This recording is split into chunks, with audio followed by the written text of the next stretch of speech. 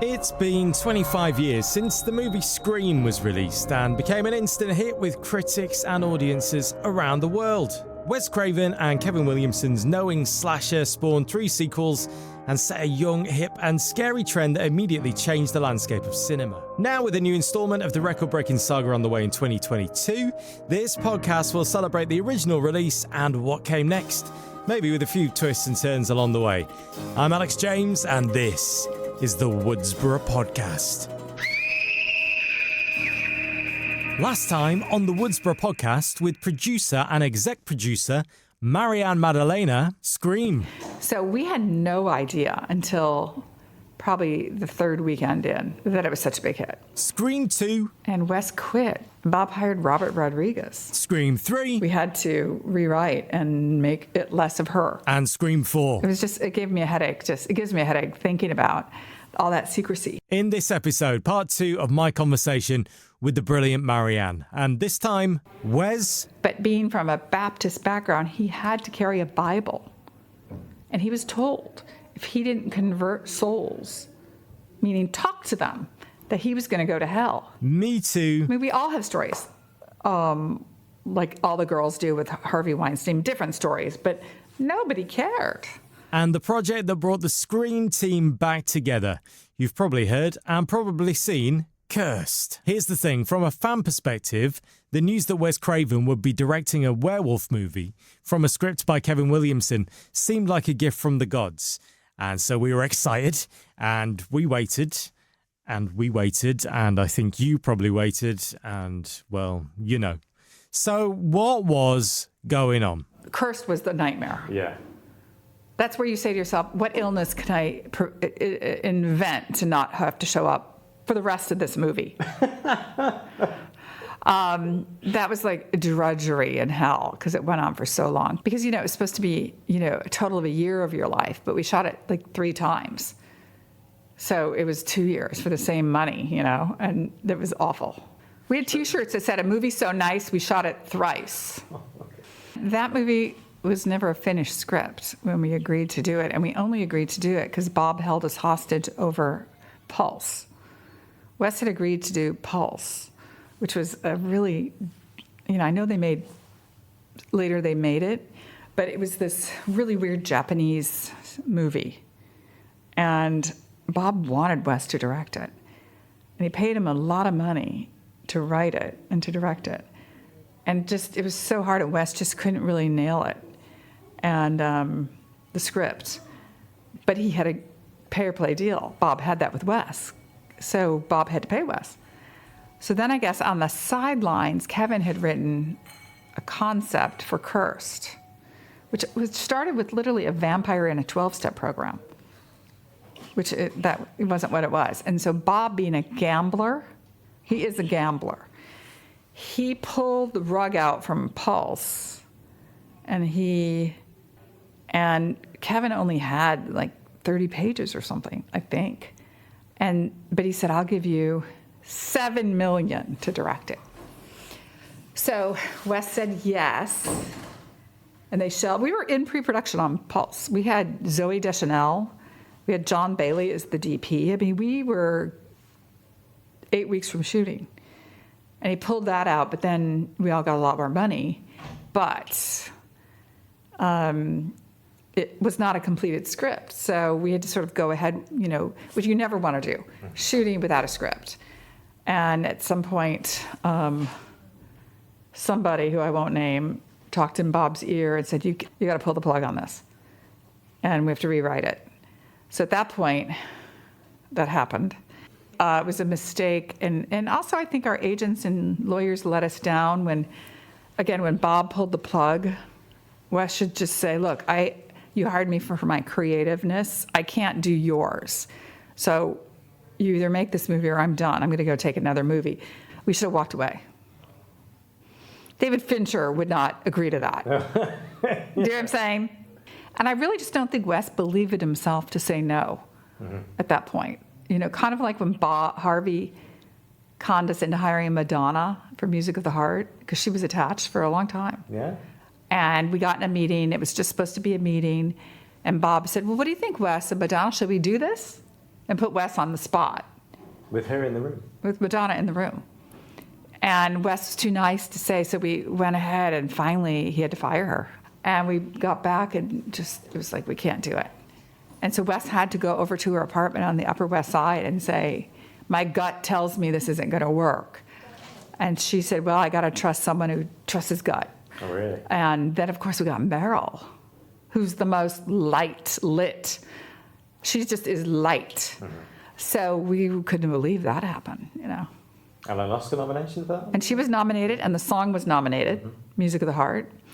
And it was great. Yeah, we premiered at, you know, the White House. We shot at Carnegie Hall. It was a great experience. Now then, back in episode 4, you will have heard my conversation with screen costume designer Cynthia Bergstrom. Cynthia, also head of costume on Buffy. And we spent some time talking about the movie and the TV show in light of what's now known about the people in control. And then you have to have thick skin and not take it personally. And then you also have to not take the abuse. You have to be strong and protect yourself. And unfortunately, as we've seen with the allegations, not everybody was able to protect themselves because there was so much on the line, or they were shocked, or they couldn't believe what was happening, or they were gaslit. You know, that's what really makes my blood boil. Here now with Marianne, the same questions apply. What's it like to look back on the work she did on these movies, and how does the sexual exploitation storyline in Scream 3 read in the light of Me Too? I mean, I think Wes was always attracted to women's stories. And I think that, you know, he was ahead of his time. He always had, you know, female heroines. And I think, especially because we made it with the Weinsteins, right? Yeah, how does that feel? I mean, it feels like every woman saying, yeah, tell my story. You know, like, that's my story. I mean, we all had stories like that, but nobody cared until Ronan Farrow. I mean, we all have stories, like all the girls do with Harvey Weinstein, different stories, but nobody cared. I mean, they would yell at you if you told a story like that. You would be in trouble with, you know, like men just thought women, you'd just deal with it, you know. So I think at the same time, Wes was a feminist, but it's just so weird. The whole guy thing between guys and studios and directors, and they're all competing for each other, and it's just very complex. Men need a lot of work. Do you feel happier about your industry now in 2021? Yeah, I guess so. Yes, I think now there's so much diversity, which is so wonderful, and so many things have changed, and the rules for, you know, how you cast a movie in the Academy has really come up as far as, you know, they're getting there as far as, you know, including, you know, having the whole idea of diversity be a mandate. So, yeah, I think it's good. I mean, I think, you know, stories happen every day where women are getting taken advantage of in the business still. So, you know, it has a long way to go, but I don't know. I kind of feel like TV's taken over, and TV's really telling the really diverse, interesting stories. So I think it's the TV business is much more excited than the film business, because films are getting squashed because Netflix, you know, is controlling everything, getting the big talent and paying them so much money, and it's kind of watering it down, because really individual stories are kind of more low budget and indie and not corporate. I think that's super exciting, especially in Britain, where I'm addicted to female detective stories. That's all I watch. And for years, the British TV shows have women in every job of any age. I love British shows so much, and all I do is scroll around, look on Amazon Prime for British female detective stories. That's really cool. Because they're older, they're not that glam, they're not wearing, like in America, every female detective has a tank top that's low, probably blue, that matches their eyes, perfect makeup, you know, a little shirt, they all look the same. Here, look how women dress in these shows, like they're not even dressed up. It's great. We'd never stand for it if they were. Yeah, but even the newscasters here, you're like, in America, newscasters are wearing pink, sleeveless, lots of hair and makeup. They have to have big boobs. And here you turn on the evening news and they're just regular women. So Britain really, UK stories are wonderful. I'm a huge fan. And Scream obviously lived on TV for a bit as well. Yeah, So, that's true. And maybe will again. you think? Well, you don't know. We'll have to see how Scream 5 does. So yeah, here we are, 25 years on. Have you seen any of it? That's my first Yes, question. it's wonderful. Yeah? Yeah. The directors are incredible. They are the perfect choice, considering Wes is no longer with us. Yeah. They really are the perfect choice. How did they convince everybody? It was difficult because it was all very COVID-y, and it was a whole different studio, you know. So as executive producer, I wasn't hands-on like I was on the other ones. But I just think it was if you see the movie, you go like, Wes is no longer here. And you see Ready or Not, perfect choice. And they had a good pitch, got the actors on board, which was the biggest thing. So we'll see. Not really allowed to talk about it. Oh, no. The fans are so strong. I have a lot of friends who are fans, and I'm online with a lot of them, and they are so excited, and I think they're going to love it. What's Wes's long-term legacy? Well, I think just Wes it's very rare to find an auteur like Wes. I rack my brain now to say, is there anyone like him who could come up with these incredible stories?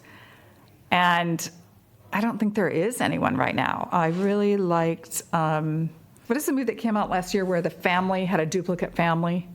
Us. Yeah, so I like Jordan Peele, especially with the movie he did. Get Out? Yeah. Okay, Get Out, I thought Wes would make this movie. Mm-hmm. He would love the movie. It's kind of homemade-y when they find him with deer antlers, and that would be so Wes. Yeah.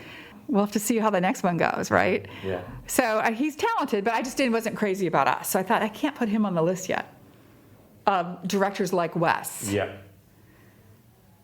Aja, he doesn't really write, Alex Aja, so you can't include him because he doesn't write that much. Although I loved his recent French movie. I love him.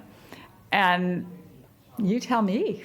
I think it's hard, isn't it? There aren't anybody. I mean, there isn't. Potentially, it's the new boys on Scream, isn't it? And but you have to wait, like you say, to Scream.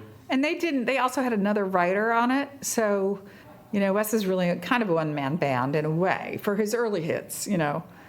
Nightmare, Hills, and Last House. Scream is different. He didn't write it, and he did such an incredible job. Red Eye, he didn't write. So but certainly to have those three franchises, Hills, Last House, Hills, and Nightmare, as a writer-director is pretty incredible. And then to do such a good job with other people's writing. I can't think of anyone in the horror genre. I can't. Nowadays. Well, that proves the point. I mean, that's what I think Wes's legacy is, to your point. He's that guy, and he just was very, he had an incredible brain. He was really pretty brilliant. And it was fascinating because he came from such a bizarre background, with his father dying, I think, when he was 5. Very Baptist. He wasn't allowed to play cards. He wasn't allowed to go to a dance until he went to college. Probably not even the college was very religious. The best story I have about Wes that he told me is that when he was 6 and he was sent to school, and he grew up in Cleveland, which was very tough, and it had a big Croatian and Italian working class population. So when he was sent to school as a very skinny, meek child, Wes was extremely shy. But being from a Baptist background, he had to carry a Bible. And he was told if he didn't convert souls, meaning talk to them, that he was going to go to hell. And the Bible was read, because Bibles should be read. Think of that. Think of that. You go to this tough, and American schools, poor schools are tough, It's war. And that's what he had to go to school every day thinking, oh my God, I'm not saving souls. I'm going to go to hell. So I think he has, and he always wanted to tell that story about his childhood. And he just didn't want to do it while his mother was alive, and then his mother died, but then he just got wrapped up in life, But he had a really, and I think also his brother was 10 years older than him, then his sister was 5 years older than it was him. So he was really home alone with his mom, who was, I think, an accountant. And they had to move from apartment to apartment because they could never pay, and they were always, bottom of the totem pole, and had to move and very religious. I mean, I don't think his mother ever saw any of his movies. So, he's a fascinating guy. And everything that comes with that. Sexuality, horror, all the things that come with this religious background. I think later in his life, he moved to New York and he lived in a naked apartment, So, he was a brilliant man. I was so lucky to have been with him for so long and worked with him. A legend. Yeah. And what's next for you? Well, Scream, of course, is coming out in January. Then I've been working with Dan Mazer from, he's a partner of Sacha Baron Cohen. He's his writing partner. Mm-hmm. And he just directed Home Alone. On a book a friend of mine, Tim, wrote called Who Stole My Spear? And Dan wrote the screenplay for effects. And it's basically how to be a man in the 21st century. Okay. So it's kind of a difficult story right now because it's kind of like a white guy going, wait, what happened? How come I can't find a job? Mm-hmm. And trying to find the humor and sympathy in that. It's very difficult. So we're trying to skirt that, and it's been really fun working with Dan and Tim. Then I'm always looking for the perfect, horror script, but I just want to find the right one. I'm so spoiled with Wes. Yeah. It has to be a really good idea and a really interesting filmmaker, So I just constantly read scripts and, meet with people. Wait for the right moment. Wait for the right moment. But Scream I'm very excited about, and I love... My big thing is I really do want to tell stories about men and women and trying to solve the problem of kind of the dangerous aspect of the relationship. And what's happening in the States right now is very ugly as far as the anger of men. You can just feel it. If you drive on the freeway in LA, ever since COVID started, you drive on the freeway, guys are going 120 miles an hour. It's like the wild, wild west. They go the wrong way down a street. Look what happened at the Capitol. Look what's happening in Chicago. 200 people die every weekend from gunfire. Atlanta, crime is outrageous. There have been so many crimes against Asian Americans. So there's something really dark happening in the States right now. So it hasn't gone, and maybe Me Too started it, where men were feeling threatened, and then with COVID, men are really feeling threatened. So I just want to be like, what's the conversation? How do we help? I kind of come up with the fact that something that men will never do, but I think men need to have self-help groups with other men and peers and say, dude, that's not cool. But they're not going to do it. Because I talk to a lot of guys all the time, like, have you talked to your friends about, maybe not harassing women and this and that? Well, no, well, it's not my job, So I'm not saying women are perfect, but right now I really feel our lives are in danger as anybody, men or women, because the anger, look what happened at the Capitol. Mm-hmm. So I just want to help save the world, and I just feel in my way would be, in a way, Me Too, okay, great, but we really got to find out why is that happening? What can we talk about it? So I think it's just, we're at a turning point. I don't know where it's going to go. So I think filmmakers really need to just do their work and tell the stories. And I think, again, like Britain being so diverse and so female-oriented, like really on that cutting edge.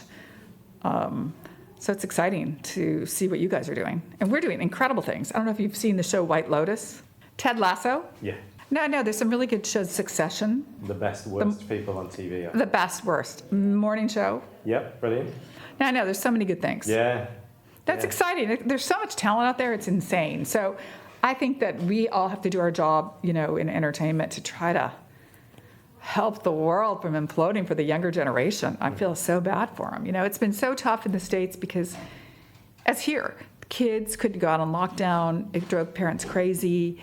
They weren't used to being with their kids all day. Kids are on the internet all the time. So it's I've talked to some psychologists who say, like, they see the depression really in the 13-year-olds right now because they missed the whole transition to adulthood in a way. Yeah, 100%. And they're really seeking help, and parents are calling, these psychologists I know all the time, and it's a turning point for sure. And that's where Wes was all about. He was like, I make horror movies because you can live through your fears. Because people would, he always felt like he was, B or C list because he made horror. Yeah. But really his movies were just so wonderful because you lived through all this trauma and survived at the other end. And that was his whole thing. And he, you know, it's important to have those stories, you know. And he was so good at it because he wasn't like slaughter movie, you know. He wasn't, you know, Saw, you know, where it was really just about how gruesome can you get. Like he had stories and he had heart, and no, he's missed. I just want to say a huge thank you to Marianne for taking the time to talk to me. It was such a great afternoon spent in London, just chatting, hearing all these incredible stories, getting to know her, and reveling in the fact that I was, as a Scream fan, in the same room with this incredible person who'd had such a hand in the production of the saga, and of course, being there for Wes Craven throughout the whole thing. Just incredible stories, and hopefully you've got a kick out of it as well. So in the last episode, Marianne said this. And there's so many great stories, even before we got involved, that my friend who you should talk to, Richard Potter, who was Bob Weinstein's assistant, he has a wonderful story about how he came in and said to Bob, I've read the best spec script I've ever read. So next time, guess who's going to be on the podcast? I was there for everything. My function wasn't really that much different than a producer, as if I was the producer for the studio. Yeah. But my title was executive in charge of production. I was the person at the studio responsible for this movie. Thank you for listening to this episode of the Woodsboro Podcast. Please rate and subscribe so you don't miss future episodes. And if you'd like to join the conversation, then you can find more on social media at the Woodsboro Pod. And you can find me on social media too at This Is Alex James.